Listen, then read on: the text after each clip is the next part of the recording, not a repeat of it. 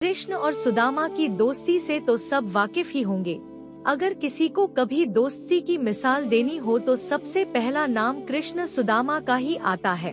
कृष्ण का जन्म एक संपन्न परिवार में हुआ था और वही सुदाम एक गरीब ब्राह्मण थे। दोनों में जमीन आसमान का फर्क हुआ करता था, लेकिन फिर भी दोनों की दोस्ती की मिसालें आज भी दी जाती हैं। शास्त्रों में कहा गया है कि सुदाम भी एक समय में बहुत अमीर हुआ करते थे, लेकिन क्या किसी को पता है कि सुदामा गरीब कैसे हुए? क्या थी इसकी पीछे की वजह? तो चलिए आज जानते इसके पीछे की एक पौराणिक कथा के बारे में। पौराणिक कथा के अनुसार एक ब्राह्मणी थी जो बहुत गरीब निर्धन थी, भिक्षा मांग कर जीवन व्यतीत करती थी। एक समय ऐसा आया कि 5 दिन तक उसे भिक्षा नहीं मिली। वह प्रतिदिन पानी पीकर भगवान का नाम लेकर सो जाती थी। 6वें दिन उसे भिक्षा में 2 मुट्ठी चना मिले। कुटिया पे पहुँचते पहुँचते रात हो गई। ब्राह्मणी ने सोचा अब ये चने रात में नहीं खाऊंगी, सुबह भगवान को भोग लगाकर फिर खाऊंगी। यह सोचकर ब्राह्मणी चनों को कपड़े में बांधकर रख दिया और वासुदेव का नाम जपते जपते सो गई। लेकिन कुछ समय बाद कुछ चोर चोरी करने के लिए उसकी कुटिया में आ गए। इधर उधर बहुत ढूंढा, चोरों को कुछ नहीं मिला, लेकिन वे चनों की बंधी पोटली चुरा कर ले गए, क्योंकि उनको उस पोटला में सोने के सिक्के लगे।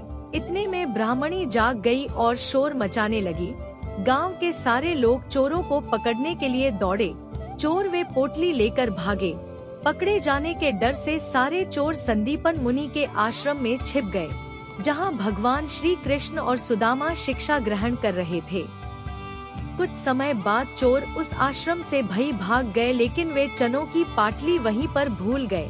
इधर भूख से व्याकुल ब्राह्मणी ने श्राप दे दिया कि मुझ दीनहीन असहारा के जो भी चने खाएगा वह दरिद्र हो जाएगा।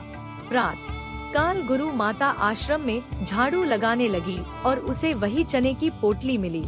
गुरु माता ने पोटली खोल के देखी तो उसमें चने थे।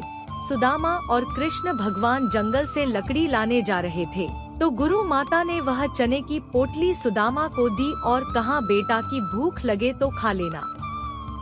सुदामा तो जन्मजात से ही ब्रह्मज्ञानी थे।